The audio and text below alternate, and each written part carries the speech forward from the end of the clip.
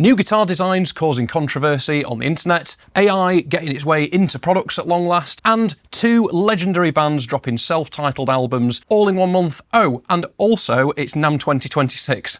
We have got a lot to cover. It's time for This Month in Music. So we're going to kick things off with a pretty spicy one. It's the Ibanez Alpha guitar. There was loads of speculation about the new Ibanez Alpha on the run-up to its launch, with bands such as Bloodywood spotted playing a new mysterious guitar sporting a completely new and radically shaped body, with fanned frets and in 7 and 8 string configurations. But with the announcement of the Ibanez came a mix of excitement and confusion, with it being likened to instruments linked to Tosin Abasi, for example. Now, with him being a former Ibanez endorsee, and actually at the end of his time with Ibanez even prototyping what later became his Abasi guitars, is there any surprise with this? All I know is that when it came to hearing Yaka play this instrument with us in the studio, and as I was fortunate enough to get my hands on one myself personally, I think it's all still very much up for debate. And the Ibanez Alpha is much more of its own thing than it's been made out to be online. What do you think? Is this the result of design's just conversion over a desired feature, or have Ibanez flown a little bit too close to the sun with this one? Let us know your thoughts in the comment section.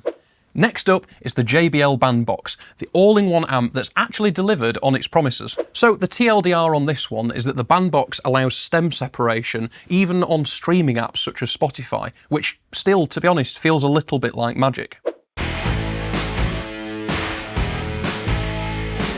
Turn the guitar out.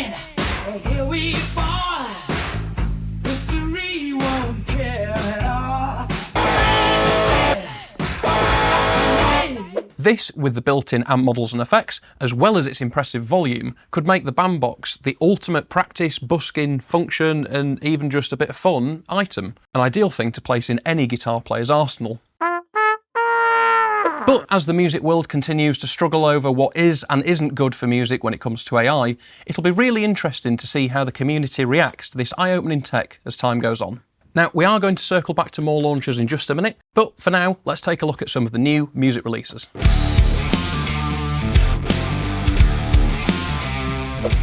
So, first up in new releases, we have got Alter Bridge, who have dropped their first new material since some of its members have reunited with Creed. Now, this self-titled album dropped on January 9th, and fans are saying that this marks a full reset moment for the band, with buzz around this album suggesting that Alter Bridge is re-establishing its identity. There's already music videos out for the tracks Silent Divide, What Lies Within, and my personal favourite, Playing Aces. So go and check them all out for yourselves. Next up, Megadeath have been rocking the online boat with what has been confirmed to be their final studio album, and features Megadeth's version of Ride the Lightning. Now, I'm sure I don't need to tell you that that song first featured on Metallica's second album of the same name, and was originally co-written by Dave Mustaine, but this bonus track has drawn mixed reactions from fans and critics alike, with some viewing it as a purely symbolic moment rather than a meaningful reinterpretation. But don't fret, because while fans mull that one over, Mustaine is already setting his sights on the next big thing, and that is outer space apparently, hoping to be the very first musician to perform a concert in outer space. This is Dave Mustaine's legacy cementing one way or the other, and regardless of whether or not this space show finally happens, Megadeth are closing their studio chapter on their own terms, and I respect that. Last in releases, Arctic Monkeys, Ayo Parkid, have returned with their first new music in 4 years, releasing the single Open Night on January 22nd in support of War Child. The track serves as a lead single and opening song for the upcoming charity album Help (2), a major new project inspired by the landmark 1995 Help album, which raised over £1.2 million for children affected by the Bosnian conflict. The Sheffield band recorded the song at Abbey Road Studios in November last year, and in a statement the band said that they were proud to support War Child's work and hoped that the record would make a positive difference for children living through war. We will leave a link to the War Child charity in the description below, so please go and check that one out. Right, that's it for music releases. Let's move on to the big one for this month, events. And that's right, we are going all the way over to California's Anaheim Convention Center because it's time for the NAMM Show 2026.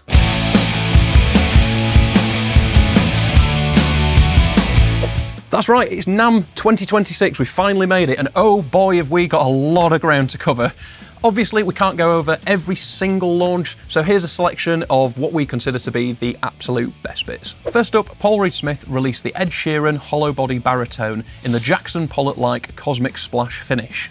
Limited to 1,000 units worldwide, with piezo and magnetic pickup blends, as well as a limited edition art piece signed by Mr. Sheeran himself with every guitar. Yamaha announced the Revstar Chris Buck signature. This is the first official artist signature in the Revstar range, featuring custom voice P90 style pickups and a chambered body to achieve Chris's signature smooth, blues-infused pop sound.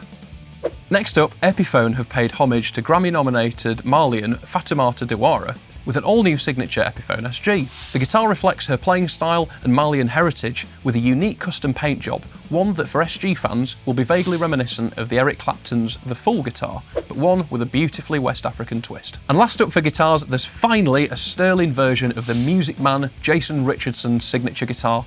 A high-performance orientated signature model designed for technical playing, now at a far more accessible sterling price point. That's great to see. Next, we're going to jump across to the world of pedals, where Neural DSP have dropped the Quad Cortex Mini, a compact version of the Quad Cortex platform, offering amp modelling and effects processing in a reduced footprint. Also, Boss have made a scene by launching the GX10 multi-effects processor, a portable multi-effects unit using Boss's ARID technology, designed for desktop, rehearsal and live use. Then, Laney have been smashing it up with Billy Corgan, as he's teamed up to bring you the Super Grace, Billy's new signature overdrive pedal based on his touring tones, featuring multiple gain stages for rhythm and lead sounds, and an integrated power amp should you want to plug it into a cab. Nice. And finally for pedals, MXR EVH have announced the Modern High Gain pedal, a high gain distortion pedal modelled on EVH's 5150 Mark III amps lead channel, and it's even got a built-in noise gate. Over to the world of tech and synth, ASM Leviasynth, a flagship polyphonic synthesizer with a deep modulation-focused sound engine aimed at sound designers and performers alike. Then we've got the Akai MPC XL, a standalone MPC with a larger touchscreen and upgraded processing power for full song production without a computer. Next, we've got the Korg Phase 8 acoustic synth, a hybrid instrument combining acoustic resonators with electronic control to create organic and evolving sounds. Quickly jumping over to the keys department, we've got the Nord Electro 7 series, the new generation of the Electro line with an upgraded sound engine, expanding memory and improved organ, piano and sample sections. And then we've got two entries from Viscount. The Legend 1, a compact tone wheel organ designed for portability, featuring Viscount's latest physical modelling engine, and the Viscount Legend 70s, a stage keyboard focused on vintage electronic piano sounds with synth and organ sounds inspired by the classic 1970s instruments. So that's all the headlines for NAMM, but if there's anything that you think we've missed, let us know in the comments below and we can circle back to those later on for either a full-length deep dive or to feature it in next month's video. Speaking of what's coming up in the future, it's time to take a look ahead.